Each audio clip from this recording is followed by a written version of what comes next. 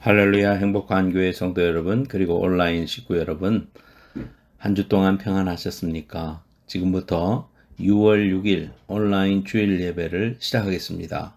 하나님 앞에 기도하겠습니다. 하나님 아버지, 주님의 귀한 사랑과 은혜로 오늘도 거룩한 주일을 맞이했습니다.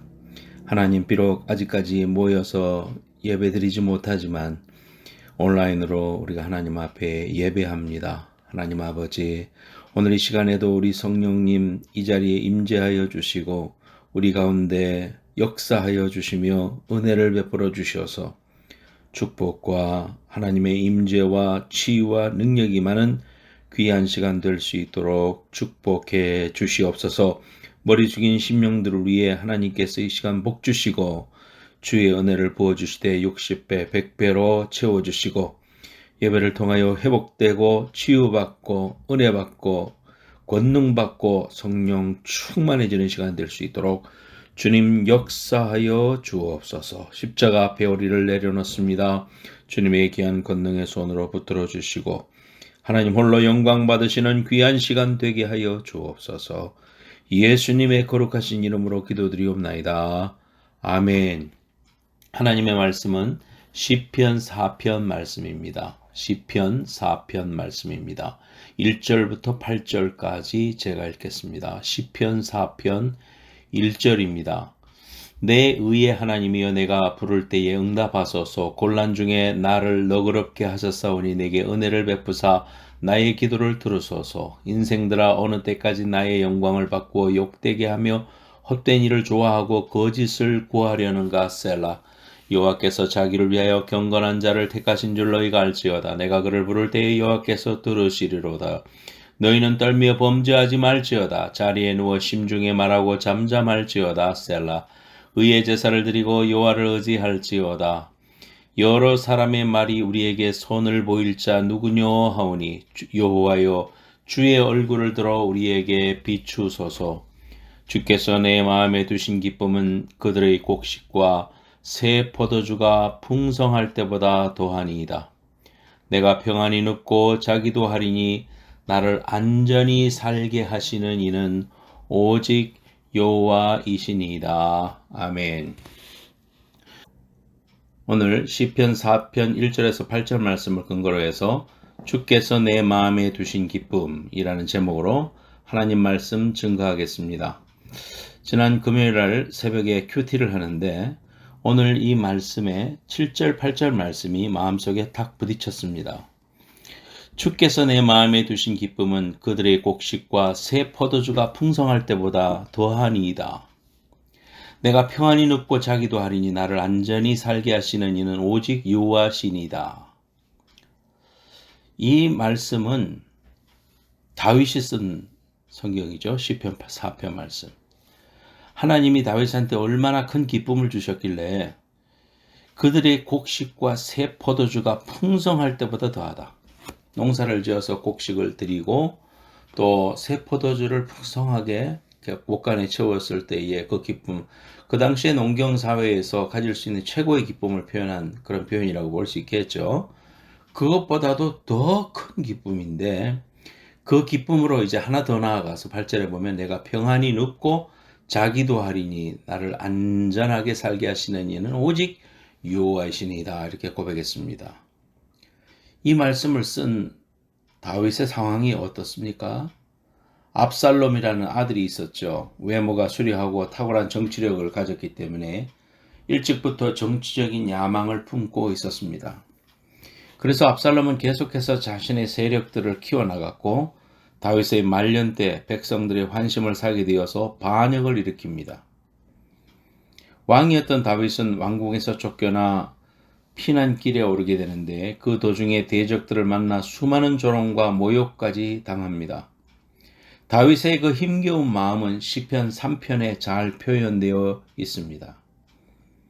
그래서 시편 3편을 읽어보시면 다윗이 얼마나 마음이 힘겨웠고 고난을 겪고 있는지 짐작할 수 있습니다. 그런데 시편 4편 오늘 본문 말씀에는 다윗의 그 어려운 마음이 계속해서 이어지는 것이 아니라 구원을 받은 기쁨과 평안의 모습이 간증되어져 있는 것을 볼 수 있습니다. 어떻게 다윗은 그 극심한 고난과 어려움을 극복할 수 있었을까요? 그 아들에게 쫓겨다니고 정말 기가 막힌 그런 상황 속에 있었는데도 다리를 뻗고 잘 수 있었다. 그런 기쁨을 우리도 누리기를 원하고 또 그렇게 누려야만 하겠습니다. 우리 예수 믿고 나면 기쁨이 우리에게 주어지죠. 예수 믿고 구원받고 하나님의 자녀가 되면 제일 먼저 우리에게 속에 나 같은 사람을 구원하여 주신 하나님의 은혜가 너무 커서 구원받고 구원의 확신을 경험하면서 우리 마음속에 가지는 그 감정이 뭐냐면 기쁨입니다. 주 예수 사랑 기쁨 내 마음속에 주 예수 사랑 기쁨 내 마음속에 또 오 이 기쁨 주님 주신 것 우리 찬송이 있잖아요. 오 이 기쁨 주님 주신 것 오 이 기쁨 주님 주신 것 이 찬송을 율동을 하면서 부르면 우리 마음속에 기쁨이 충만해지지요. 나의 기쁨 나의 소망 되신 주. 그 예수 믿고 나면 우리에게 기쁨이 넘치죠. 이러한 기쁨이 있는데요. 이 기쁨이 우리의 삶 가운데서도 체험이 됩니다. 또 같이 누리고 어떨 때는 정말 감사합니다. 근데 중요한 거는 그러한 기쁨이 지속되지 못하고 그 조건이 사라지면은 또 금방 없어지고 그럴 경우가 많다는 것입니다. 그래서 오늘 이 다윗이 이 극심한 고난과 어려움을 어떻게 극복했는가, 또 오늘 우리에게도 주시는 말씀이라면은 우리에게 소망이 되고 믿음의 근거가 되는 그런 말씀으로 우리의 개인적으로 겪는 고난과 위기의 순간에서도 다윗의 고백처럼 평안을 고백할 수 있는 비결을 발견하는 시간이 되기를 바랍니다. 첫 번째로 오늘 말씀에 첫 번째는 기쁨의 원천이 하나님이다. 그렇게 말하고 있습니다. 오늘 말씀의 끝에 보면 나를 안전히 살게 하시는 이는 오직 여호와십니다. 이렇게 고백하고 있습니다. 신앙생활 하다 보면 늘 기뻐하고 감사해야 되는 걸 잘 알면서도 순간적으로 기도응답이 늦어진다든지 또는 갑자기 내가 예상하지 않았던 어려움에 놓인다든지 또는 병이 온다든지 경제적인 어려움에 놓인다든지 이럴 때 심지에 빠질 수가 있죠. 그러면 우리는 아유 나는 부족해서 그렇구나. 내가 믿음이 있는 줄 알았더니 믿음이 없구나. 믿음의 거장들은 다 달랐을 텐데 나는 아직 멀었다. 이렇게 하면서 이제 자책하기가 쉽죠. 그런데 여러분 성경에 보면 사도 바울이라는 큰 거장도 정말 어려움을 겪을 때마다 살 소망까지 끊어질 때도 있었다. 그런 고백을 합니다. 엘리야 같은 사람도 하늘에서 불을 내려서 850명을 처단하는 놀라운 순간을 경험하고 하나님의 능력 대결의 현장에서 눈으로 똑똑히 체험하는 그런 놀라운 경험을 하는데도 불구하고 이세벨이 보복을 다짐하니까 피신해서 차라리 죽는 게 낫습니다 하면서 영적인 그러한 아주 암울한 시간을 가지면서 고백하는 이러한 내용을 봅니다. 어떻게 이렇게 엘리야는 하나님의 능력을 그렇게 체험했는데도 이 순간에 이렇게 침체될 수 있을까? 아브라함도요, 믿음의 사람이잖아요. 믿음이 없이는 하나님을 기쁘시게 할 수 없다 그랬으니까 믿음이 하나님을 기쁘시게 하는 그런 원천인데요. 믿음의 조상이라는 아브라함도 하나님의 약속을 기다리지 못하고 불안에 휩싸여 가지고 인간적인 결정을 하기도 하잖아요. 또 자신의 아내를 누이라고도 말하고요.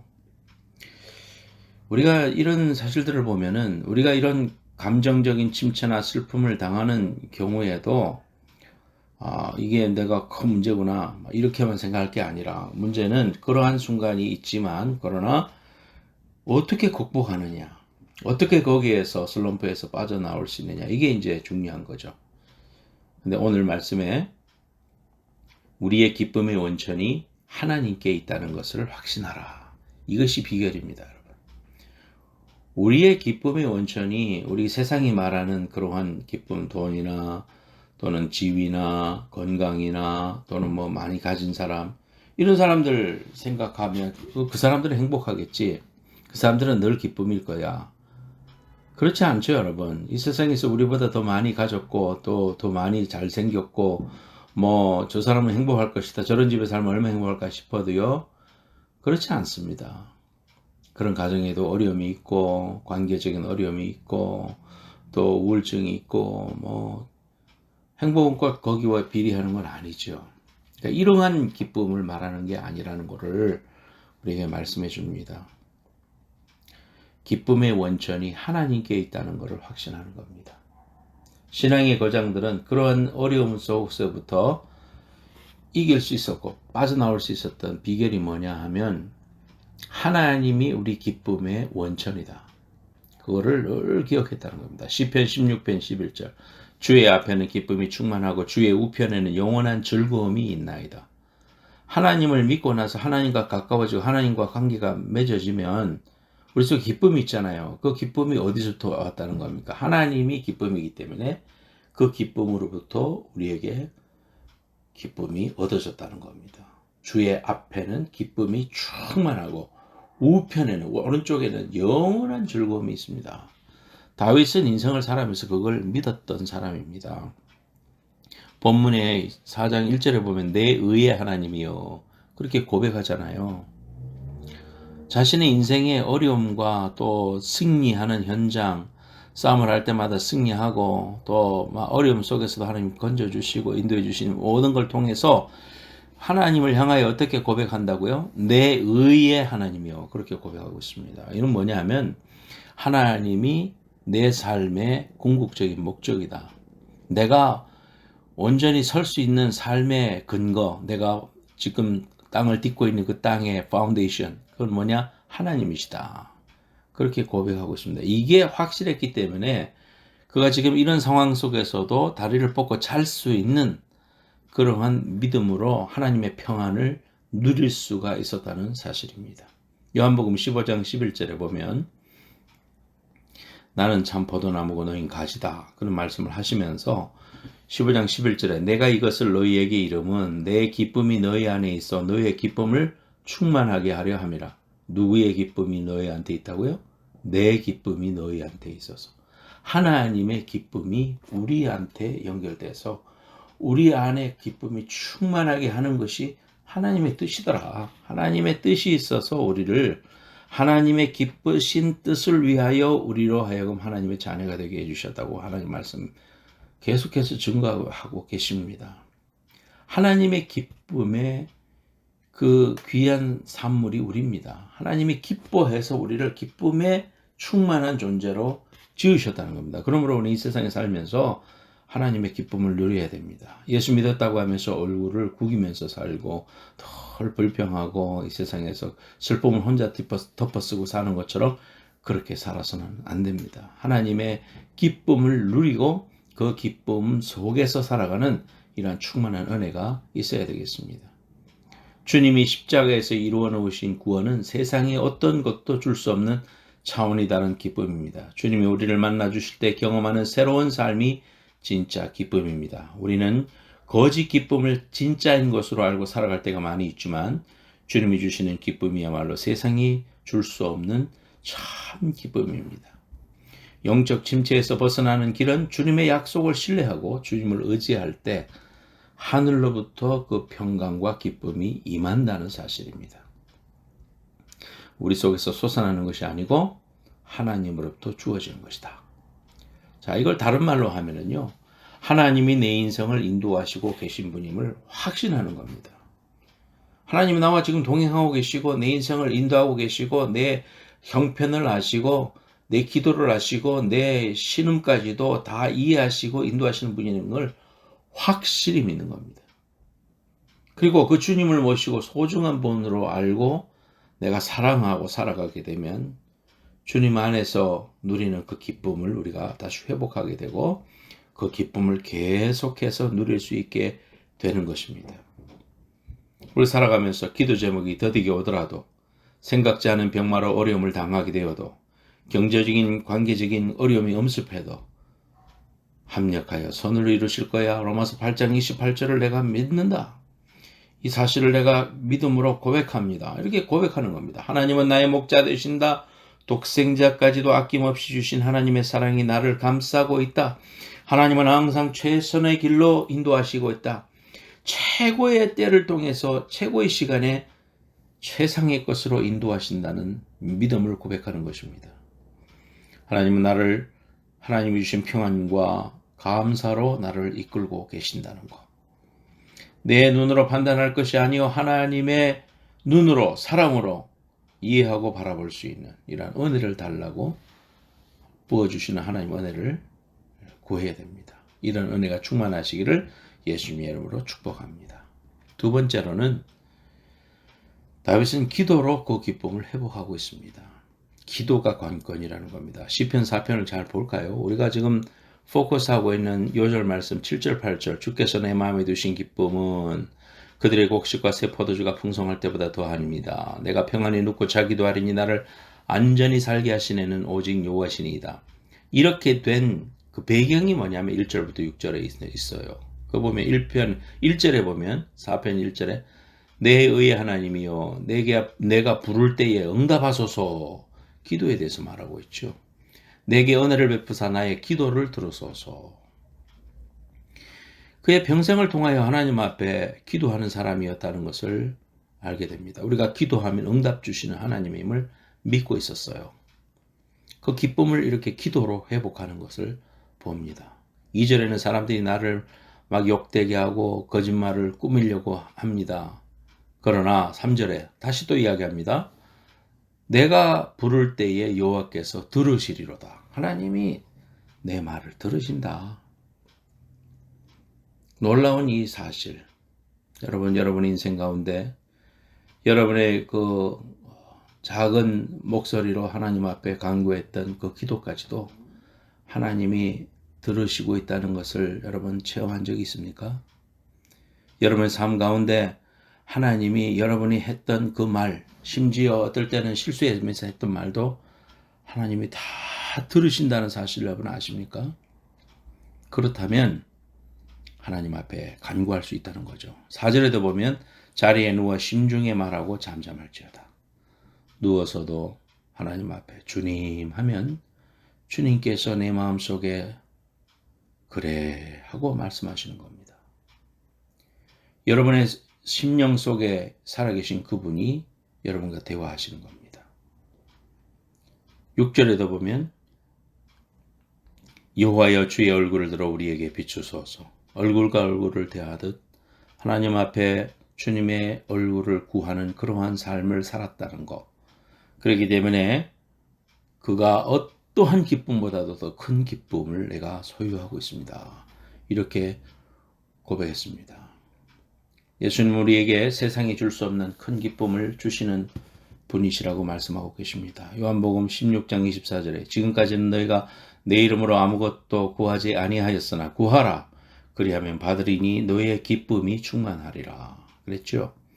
기도응답의 축복을 우리에게 약속해 주셨을 뿐만 아니라 하나님의 기쁨이 우리 속에 충만해지기 위해서 구하라는 것입니다.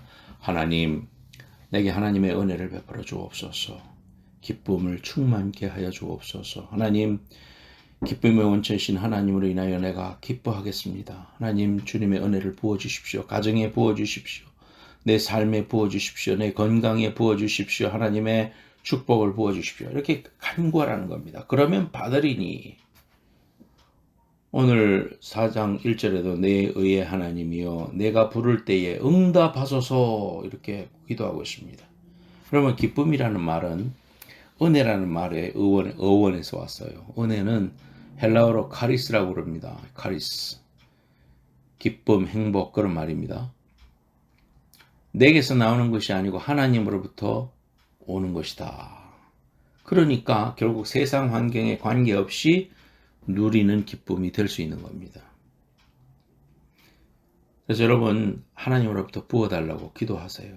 하나님 내 가정에 내 공부하는 것에 내 사업에 내 건강에 하나님 우리의 삶의 관계 속에 하나님 카리스 은혜를 베풀어 주세요. 은혜를 주세요. 하나님 은혜를 부어주세요. 날마다 여러분 이렇게 간절히 기도하세요. 하나님 앞에.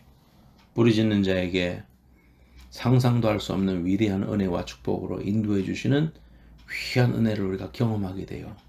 그러면 우리 인생 가운데 매 순간 동행하시는 그분의 얼굴을 늘 뵙기 때문에 어떤 상황에 놓인다 할지라도 흔들림이 없는 겁니다. 하나님과의 깊은 릴레이션십이 주어졌기 때문에 이 상황을 통해서도 하나님의 아시지, 그리고 이 상황을 통해서 우리에게 주시는 은혜가 있지, 하나님께서 장래에 축복해 주시고 잘 되게 하실 것이지, 회복시켜 주실 것이지, 이렇게 아는 겁니다. 여러분, 환난과 핍박이 때로는 예고 없이 올 때도 있습니다. 우리 신앙생활 할 때 교회도 열심히 다니고 사랑방 모임도 열심히 하고 또 11조 생활도 열심히 하고 말씀 늘 묵상하고 기도 생활도 하는데 갑자기 어려움이 다가올 때가 있어요. 집에 문제가 생겨서 착하던 애가 갑자기 반항적이 돼가지고 부모에게 대들고 삐뚤어져 나가는 경우도 생기고요. 갑자기 병이 다가와서 몸이 아프게 되는 경우도 있고, 잘 되던 사업이 갑자기 협력업체가 부도가 나가지고 연쇄 도산하고 자금이 회전되지 않아서 손을 넘어지는 겁니다. 직장에 나가서 불이익을 당해서 억울한 일을 통해서 좌천돼서 자리를 옮기게 되고 이런 일들이 생겨나게 됩니다. 어떻게 이런 일이 생겨납니까? 우리가 처음에는 그 일을 당할 때 이해가 안 됩니다. 내가 잘못한 것이 없는데 왜 이런 일이 생겨났을까? 내가 주님 앞에 주님 보시기에 크게 잘못된 길로 간 것도 없는데 왜 우리 가정에 이런 풍파가 오는가? 그러나 여러분, 그때마다 꼭 기억하세요. 환란이 다가올 때 환란만 바라보지 말고 온 우주 만물을 다스리고 통치하시는 주 하나님을 바라보시기를 축원합니다. 환란도 다 주님의 손 안에 있는 겁니다. 하나님께서 이 환란이 변하여 축복이 되게 만들어 주실 것입니다. 환란이 예고 없이 다가오지만은 그때 우리가 당황하거나 낙심하지 말고 절망하지 말고 모든 것을 주관하시는 하나님을 바라보는 것입니다. 눈을 주님께 돌려 주님의 영광을 바라보라. 예수님의 십자가 붙들고 믿음으로 나아가시기 바랍니다.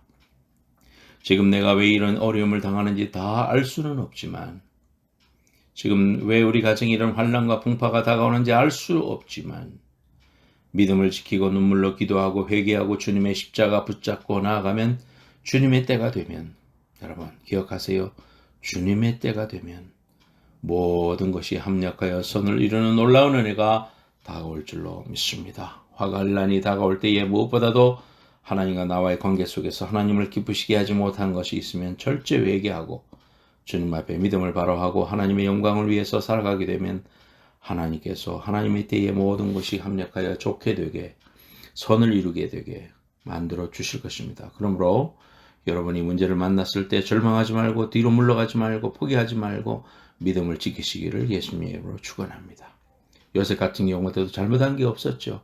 어렵게 살고 꿈만 붙잡은 것밖에 없어요. 그런데 어려움에 처해서 구렁텅이에 빠졌고 사람들의 모함에 빠지고 정말 헤어나올 수 없는 곳까지 떨어진 것 같지만 하나님은 그를 나중에 올리십니다. 그리고 쓰십니다. 하나님의 놀라운 영광을 위하여 요셉을 사용하십니다.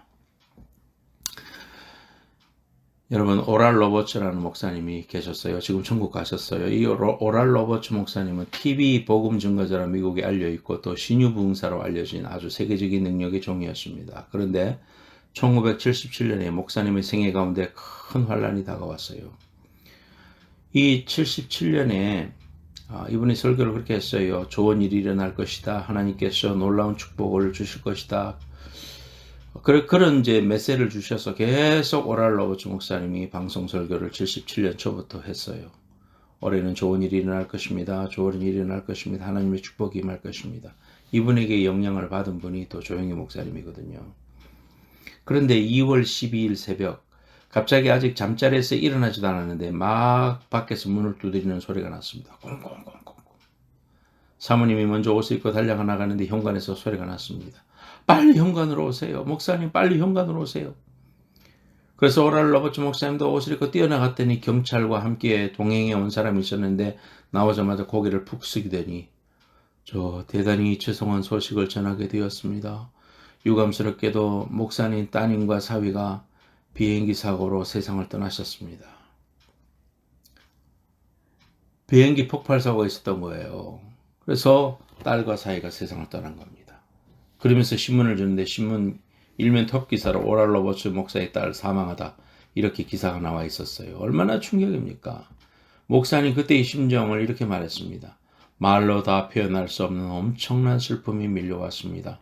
거의 형체도 분간할 수 없을 정도가 된 채 땅 위에 흩어져 버린 딸과 사위. 하루아침에 고아가 되어버린 손자 손녀들을 생각하니 가슴이 미어져 정말 죽을 것만 같았습니다.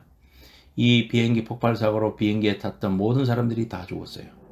그런데 그 따님 집에 13살, 8살 난 딸하고 5살 난 손자가 있는데 이 아이들이 엄마 아빠를 이제 그날 오기로 되어 있으니까 기다리고 있는 거예요. 그래서 옷을 빨리 잘 차려입고 제대로 입고 그 딸의 집으로 달려갑니다.